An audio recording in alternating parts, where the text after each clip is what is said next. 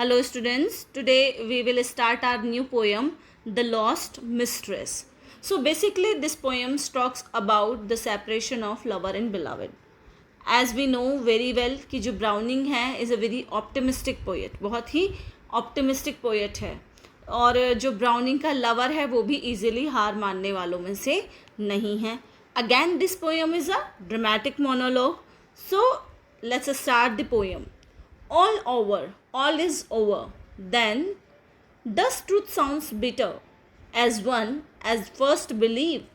Hark, this the sparrows good night twitter about your cottage caves. So basically, speaker in these lines seems as a rejected lover. आपका जो speaker है हमारा कैसा है, एक rejected lover है जिसमें कि उसके बिलाविड ने उसका जो प्रपोजल है उसको नो कह दिया है, बाय बाय कह दिया है. तो ये जो नो था इसको सुनने में पहली बार जो है इसकी साउंड जो है वो बहुत बिटर लगी, क्योंकि ऑब्वियसली किसी को भी बिटर लगेगी अगर उसकी जो बिलाविड है वो मना कर देगी. तो इसलिए वो अपने बिलाविड को क्या कहता है कि ये जो बाहर स्पैरोज़ है ना, जो तुम्हारी इस पर कॉटेज की ईव्स बोलते हैं, मुडेर पर, जो आपकी कॉटेज की मुडेर पर बोल रही हैं वो क्या कर रही हैं, वो गुड नाइट बोल रही हैं. और जब हम बात करते हैं गुड नाइट बोल रही हैं, दैट मीन्स यहाँ पर वो होप करता है जैसे कि रात के बाद एक सुबह आती है. So he is also hoping the rejuvenation of his relationship. वो अपने एक नए जन्म की बात करता है, अपने रिलेशनशिप की भी कहीं ना कहीं वो एक होप रखता है कि अभी जो ये रिलेशनशिप है वो एंड नहीं हुआ है, अभी भी यहाँ पर होप है, कुछ हो सकता है. तो यही ऑप्टिमिज्म है ब्राउनिंग का, जैसे कि हम जानते ही हैं. So we will move to the next stanza. And the leaf bird on the vine are woolly. I noticed that today one day more rust than open fully, you know, the red tone grey. तो यहाँ पर wine मतलब अंगूर की bell को बोला है, और वुली होती है बहुत ज़्यादा जो सॉफ्ट है. तो यहाँ पे ये क्या कहना चाह रहा है, बेसिकली ही सेइंग कि मैंने कल ही बहुत ध्यान से जो है अंगूर की बेल देखी थी. तो वो जो होती है उसके जो बर्ड्स होते हैं वो बहुत सॉफ्ट होते हैं, और वो इतने सॉफ्ट एंड स्मूथ होते हैं बहुत ज़्यादा, और जो उस पर जो फ्लावर खिलते हैं वो बहुत खूबसूरत होते हैं. लेकिन जो उनके फ्लावर की लाइफ है वो बहुत शॉर्ट लिव्ड होती है, मतलब वो एक दिन में ही मुरझा जाते हैं, ग्रे हो जाते हैं कुछ समय बाद ही. तो यहाँ पे एक तरह का आप कह सकते हैं कि एल्यूजन है, जहाँ पर कि जो ब्राउनिंग है वो साइकिल ऑफ नेचर के बारे में बात करता है. कि देखो इसको आप दो तरीके से ले सकते हो. पहला तरीका ये है कि वो साइकिल ऑफ नेचर की बात करता है कि डेथ के बाद लाइफ और लाइफ के बाद डेथ आती ही है. तो यहाँ पर जैसे फ्लावर की डेथ हो रही है, जैसे हमारे रिलेशनशिप की डेथ हो रही है, तो एक नए रिलेशनशिप की शुरुआत हो सकती है. सेकेंडली आप इसको इस तरीके से भी ले सकते हैं, क्योंकि in the last time he said red turn grey, मतलब रेड आप यूथ को एसोसिएट कर सकते हो और ग्रे ओल्ड एज को, कि ये यूथ जो है निकल जाएगा और ग्रे एज आ जाएगी. इस तरीके से भी आप इसको इंटरप्रेट कर सकते हो. लेकिन बेसिक जो मेन इंटरप्रिटेशन है इसकी वही है कि मैंने देखा है इनको अंगूर की बेलों को जो बहुत सॉफ्ट हैं, जिनके बर्ड्स बहुत सॉफ्ट हैं, लेकिन क्या होगा, इन पे जो फूल खिलेंगे उनका जो लाइफ स्पैन है वो बहुत शॉर्ट है, बहुत ही जल्दी वो गिर जाएंगे. लेकिन we must remember the theory of Browning. आप देखते हैं Browning is a follower of the theory who believe life after death. In Rabbi Ben Ezra we have talked about the same philosophy कि वो मानता है कि death is not death but एक नई लाइफ का स्टार्टिंग है.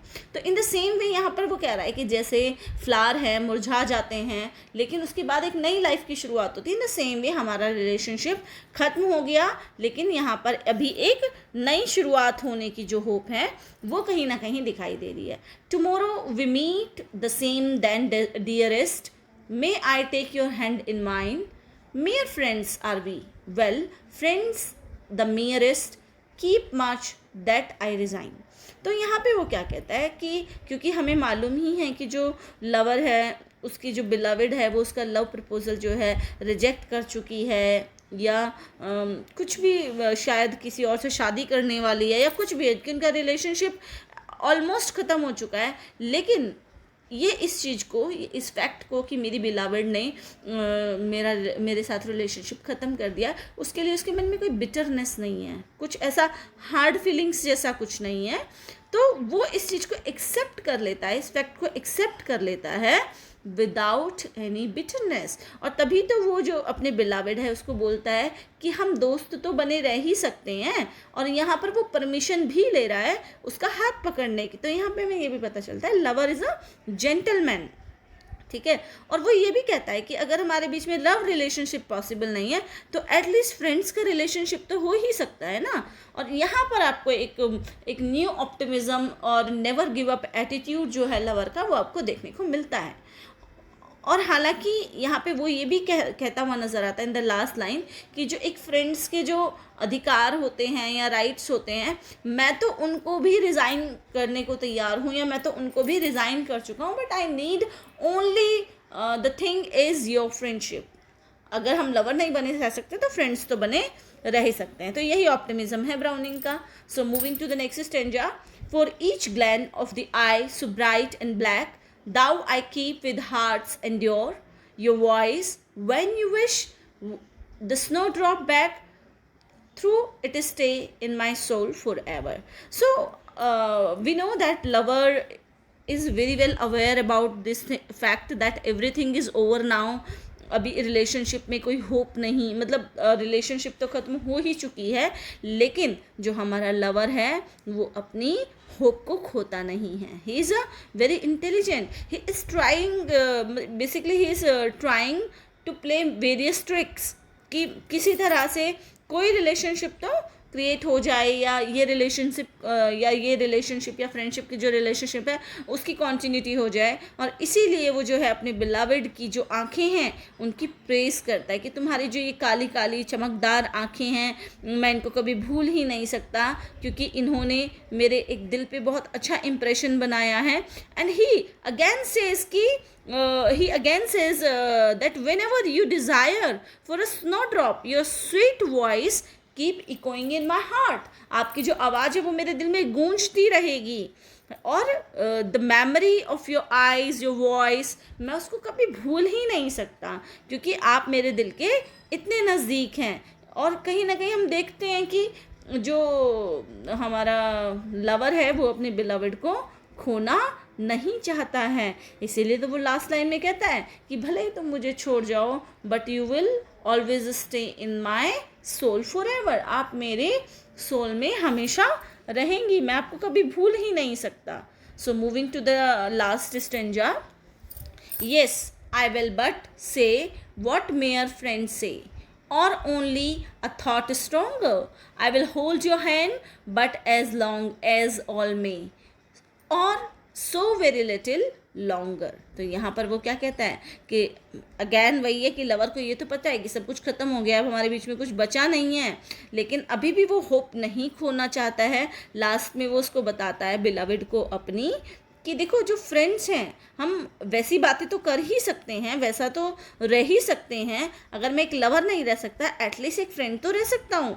और यहाँ पर वो परमिशन मांग रहा है उसके हाथ पकड़ने की, राइट? क्योंकि शायद ये लास्ट टाइम है जब वो एज अ लवर और बिलावेड हैं, और वो कुछ और देर तक उसका हाथ एज अ लवर ही पकड़े रहना चाहता है, क्योंकि वो अपने रिलेशनशिप में इतना खुश है, या वो इतना ज़्यादा प्यार करता है अपने बिलावेड से कि हालांकि वो उसको बैक कर रहा है कहीं ना कहीं कि हम कॉन्टिन्यूटी में एज अ फ्रेंडशिप का रिलेशनशिप रखेंगे, लेकिन अभी कुछ मोमेंट तक वो उसका हाथ एक बिलावेड की तरह पकड़ना चाहता है। Because that is the reason we can say he is a very optimistic kind of a lover. So here we have finished our poem The Lost Mistress. In the next audio we will discuss the Eveline Hope. Thank you.